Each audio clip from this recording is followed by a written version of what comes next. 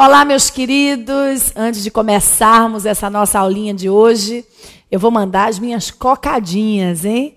Olha só. A cocadinha para Renata Menezes, para Renata Bueno, para a Raíza Carvalho, para a Eulina Maia e para todos vocês, é claro, né, que moram no meu coração, para lembrar que o direito constitucional é doce. Muito bem, na aula passada nós falamos sobre controle de constitucionalidade, mas não entramos nas ações em espécie.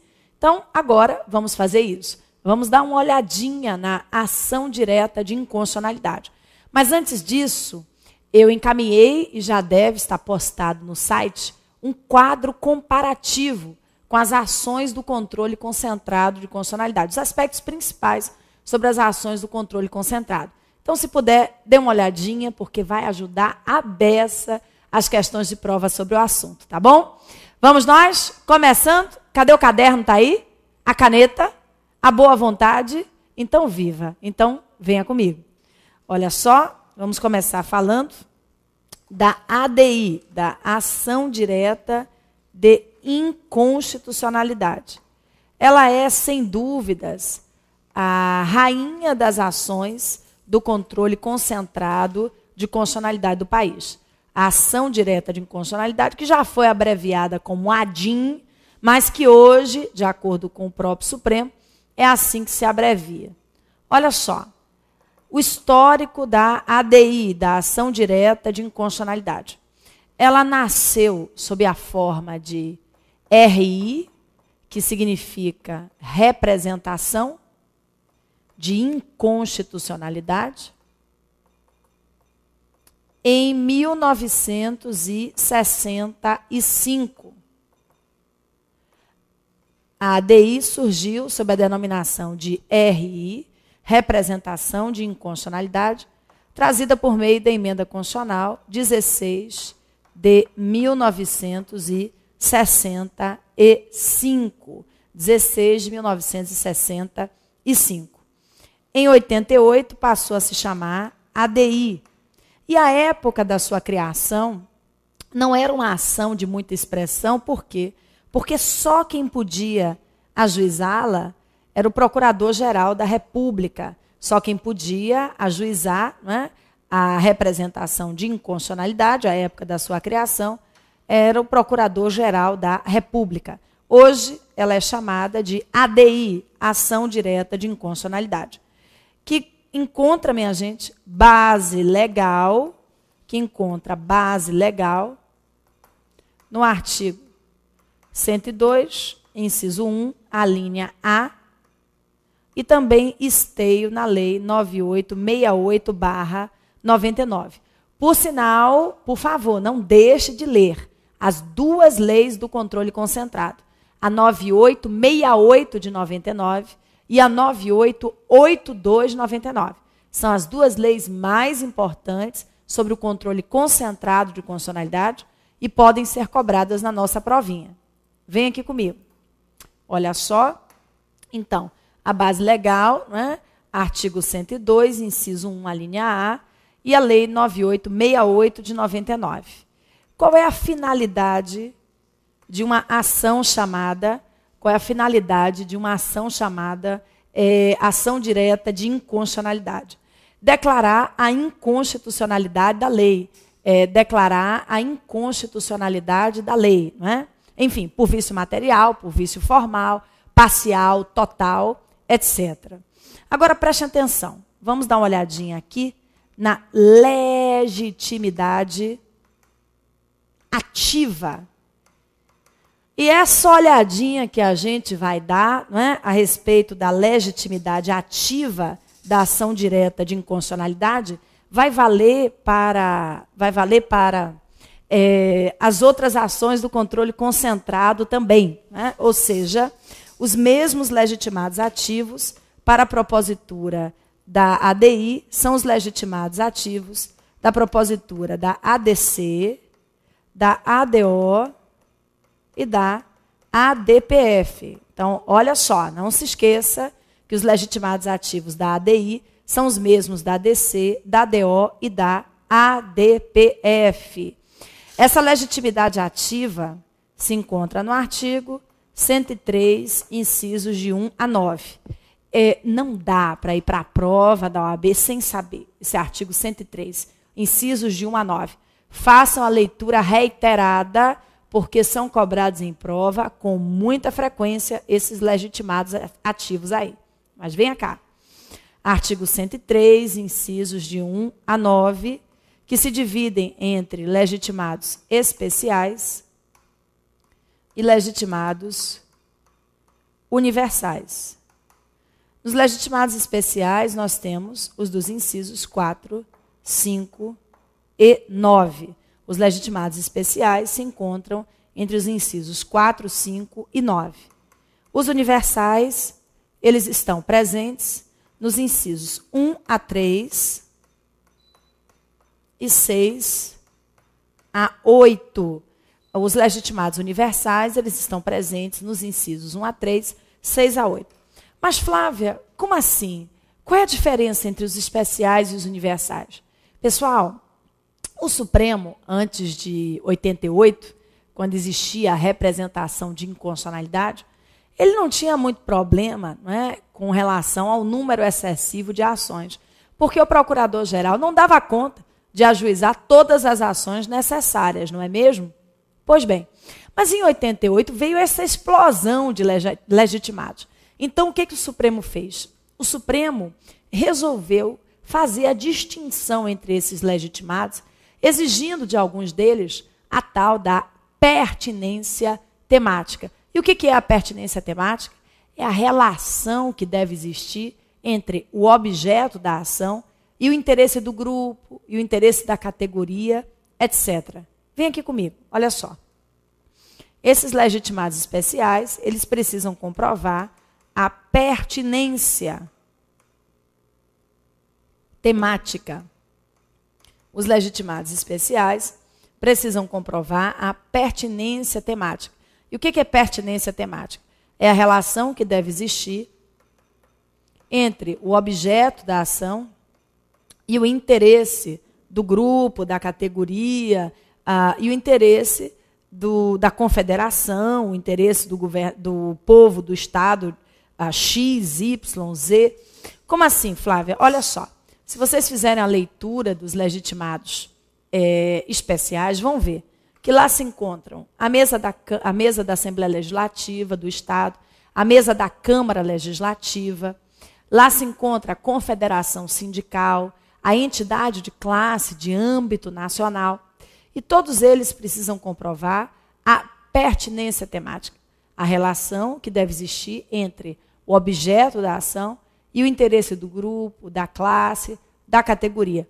Por exemplo, o governador do Estado do Rio de Janeiro pode ajuizar uma ação direta de inconstitucionalidade em face de uma lei do Acre que em nada prejudicou o interesse dos fluminenses? Não, não pode, porque não há pertinência temática. Ou então, vamos imaginar, a mesa da Assembleia Legislativa da Bahia pode ajuizar uma ADI que tenha como objeto uma lei do Rio Grande do Sul que em nada prejudicou o interesse dos baianos? Também não, porque não há pertinência temática. Então, não esqueçam que os incisos 4, 5 e 9 dependem de pertinência temática. Os demais legitimados são legitimados considerados o quê? Universais. Podem ajuizar quantas ações desejarem. Os legitimados universais não precisam comprovar a tal da pertinência temática. Até aí tudo bem? Mas tem mais informações. Vem aqui comigo, olha só. Vamos pegar o inciso 8º. O inciso 8º versa sobre os partidos políticos. O inciso 8º versa sobre os partidos políticos. Muito bem. Os partidos políticos, vamos aqui na telinha, os partidos políticos devem ter representação no Congresso Nacional. Assim diz a Constituição. E o que significa essa representação no Congresso? Deve ter conseguido eleger pelo menos um deputado ou um senador. Então, o partido político deve ter representação no Congresso Nacional, que significa ter conseguido eleger um deputado ou pelo menos um senador. Agora, observem, o que o Supremo diz a respeito da eventual perda superveniente da representação no curso da ação. Ou seja, o partido ele tem representação quando apresenta a ação, mas, vamos imaginar, o que acontece? O partido ele deixa de ter aquele representante, o partido ele simplesmente teve o seu deputado, o seu senador cassado. Acabou a representação no Congresso no curso da ação. O que vai acontecer? A ação é julgada extinta sem decisão de mérito ou ela continua? Qual é o entendimento do Supremo a esse respeito? Repetindo, o partido tem representação quando apresenta a ação. Mas no curso da ação, aquele único deputado, aquele único senador é cassado ou renuncia. O que acontece? A ação é julgada extinta sem decisão de mérito? Não. Hoje, o entendimento do Supremo é de que ela prossegue. O momento de aferição sobre a existência ou não da representação é quando dá propositura da ação. Me acompanha aqui. Vamos lá?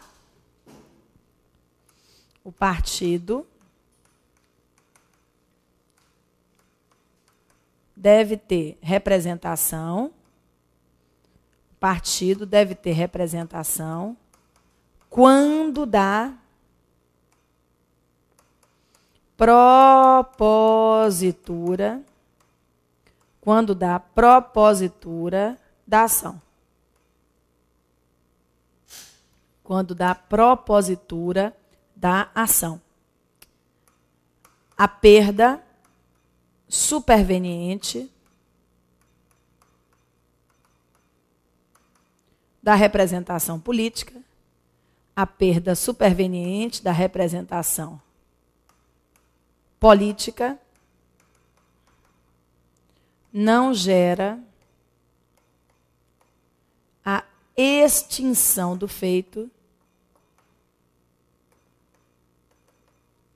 sem decisão de mérito.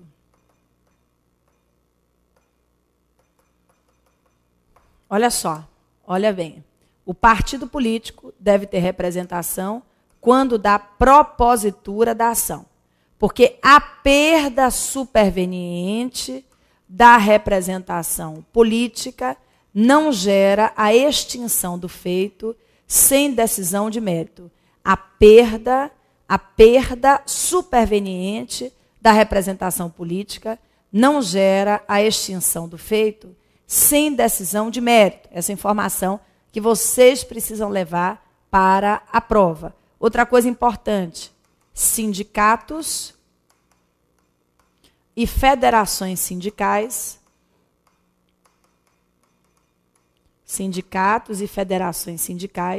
não podem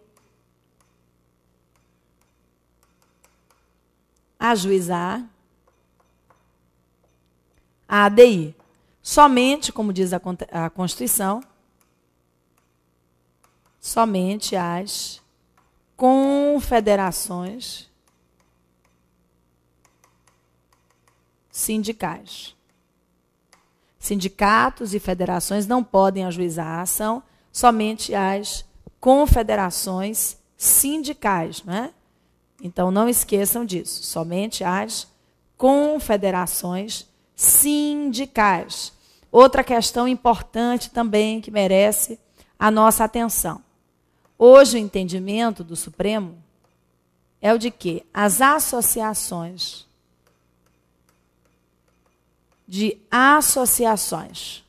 também conhecidas como associações de segundo grau, associações de associações, também conhecidas como associações de segundo grau, podem ajuizar a ação. Ô, Flávia, mas o que é associação de segundo grau, associação de associação? Gente, são as entidades de âmbito nacional que, na sua base de composição, possuem pessoas jurídicas em vez de pessoas naturais. Ou seja, uma associação pode ser formada por várias outras associações. E durante um tempo, o Supremo entendia que essas associações de associações não podiam apresentar as ações do controle concentrado. Mas hoje o entendimento é esse, é isso que a gente leva para a prova. A associação de âmbito nacional pode apresentar ADI se na sua base de composição houver só pessoa jurídica ou se houver também pessoas naturais. Associações de associações, que são associações formadas por outras associações, podem perfeitamente ajuizar as ações diretas. Tá certo, minha gente? Então, vamos aqui comigo. E a capacidade postulatória? Quanto à capacidade postulatória. Ou seja, quem é que precisa de advogado e quem não precisa de advogado para estar em juízo? Quem precisa de advogado e quem não precisa de advogado. O que é que o Supremo já decidiu a esse respeito? Me acompanhe.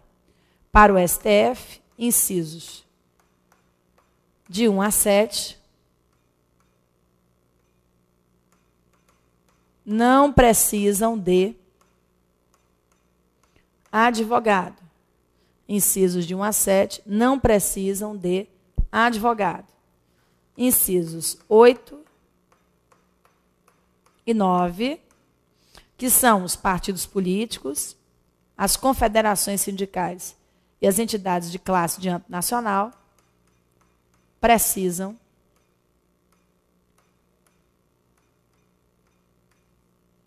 de advogado. Então, vamos nós. Venham aqui comigo, olha só. Vamos voltar aqui falando sobre esses legitimados ativos. Né?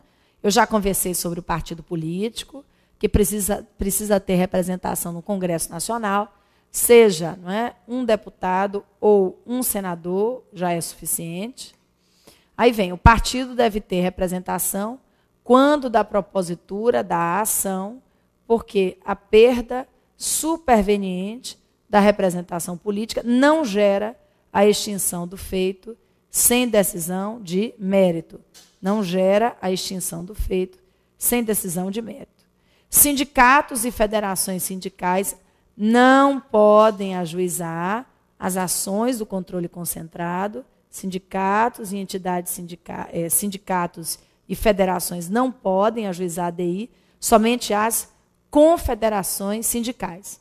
Hoje, o entendimento sobre as associações de associações, também chamadas de associações de segundo grau, é o de que elas podem, sim, ajuizar as ações do controle concentrado.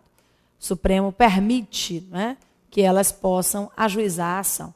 Agora, minha turma, com relação à capacidade postulatória. Quem é que precisa de advogado? Quem não precisa de advogado para apresentar as ações. Olha só, 1 a 7. 1 a 7, eles não precisam de advogado. O Supremo já decidiu que os legitimados, lá do artigo 103, incisos de 1 a 7, não precisam de advogado. Incisos 7 e 8 precisam de advogado, não têm capacidade postulatória, extraída diretamente da Constituição. Então, partidos políticos precisam contratar o advogado, entidades de classe de âmbito nacional e confederações sindicais também precisam contratar o advogado. Tranquilo até aí, minha gente? Maravilha. Então, vamos seguindo. Legitimidade ativa é o ponto de número 4. Né? Fora isso, relembrando, os especiais são os dos incisos 4, 5 e 9, os universais, os demais, né? Especiais precisam comprovar a pertinência temática, os universais não precisam da comprovação da referida pertinência. Vamos aqui para o ponto 5. Vamos lá, minha gente. Objeto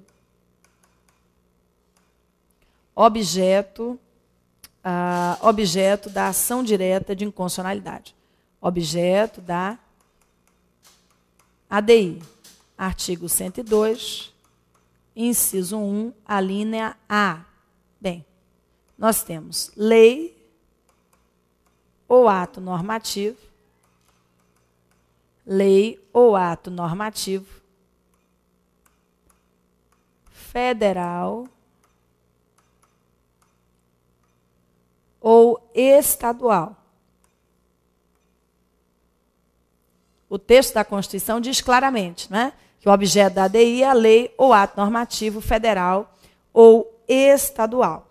Muito bem, mas tem algumas informações que a gente precisa analisar. Olha só. Não podem ser objeto da ação. Não podem ser objeto da ação. Vamos lá. Projetos de leis, propostas de emendas, projetos de leis, propostas de emendas, projetos de leis, propostas de emendas. Ainda temos mais. Normas pré-constitucionais,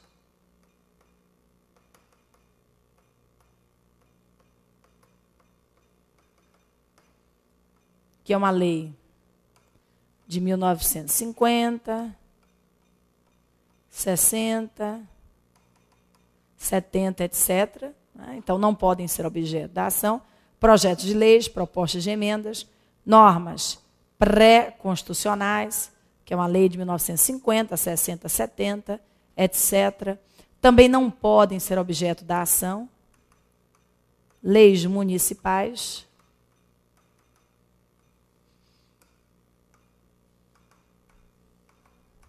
leis distritais de natureza municipal.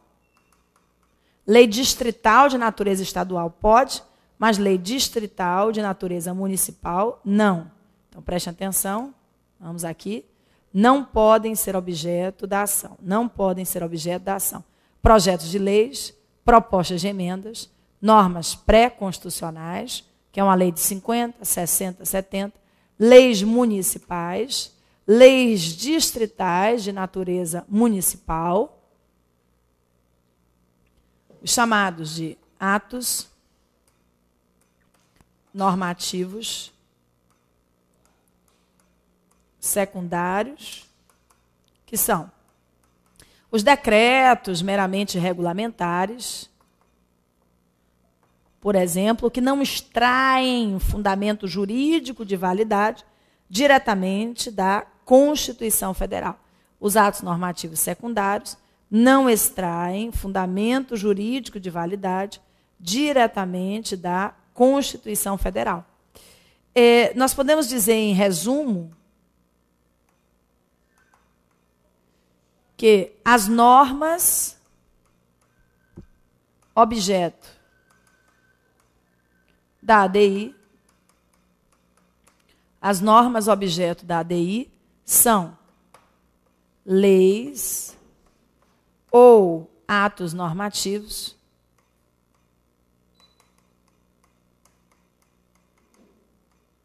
primários de natureza federal e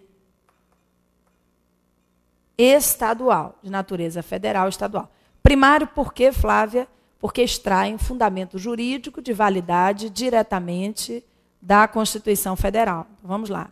Leis ordinárias, leis complementares, medidas provisórias, decretos legislativos, né?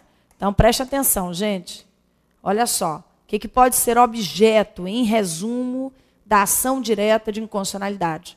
Leis ou atos normativos primários, federais, estaduais, leis ordinárias, leis complementares, medidas provisórias, e não esqueçam, leis distritais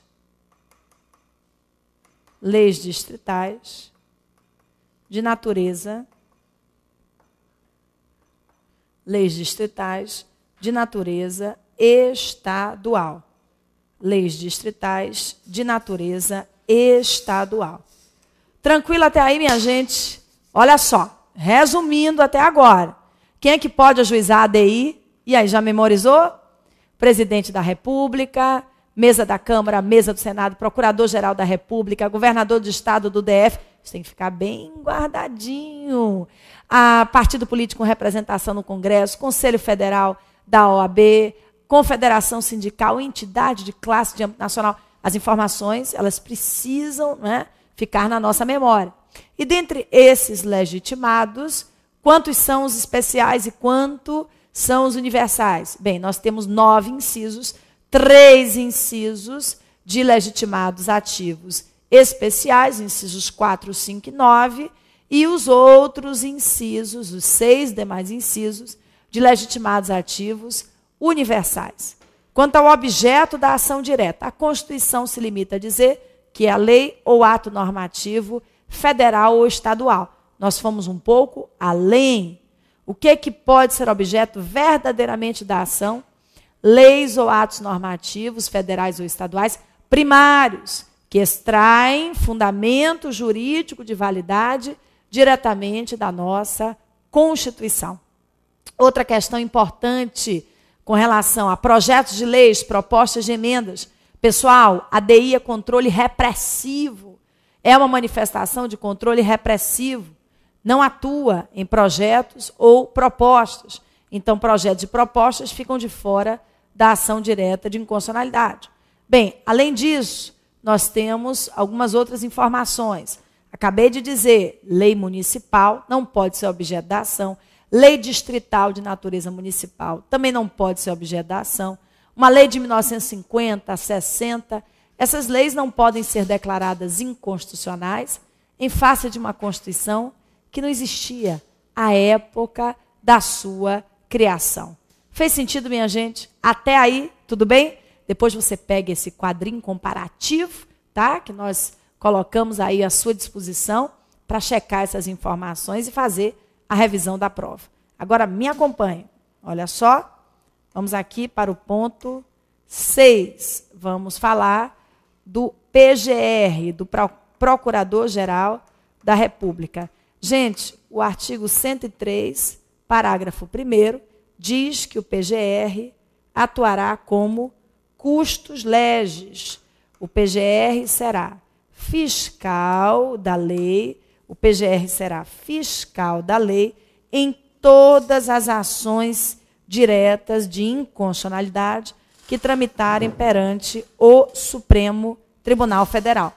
Não esqueçam, o PGR ele vai atuar como fiscal da lei em todas as ações diretas. Ô Flávia, mas e quando ele é autor da ação direta? Ele vai atuar também como custos legis?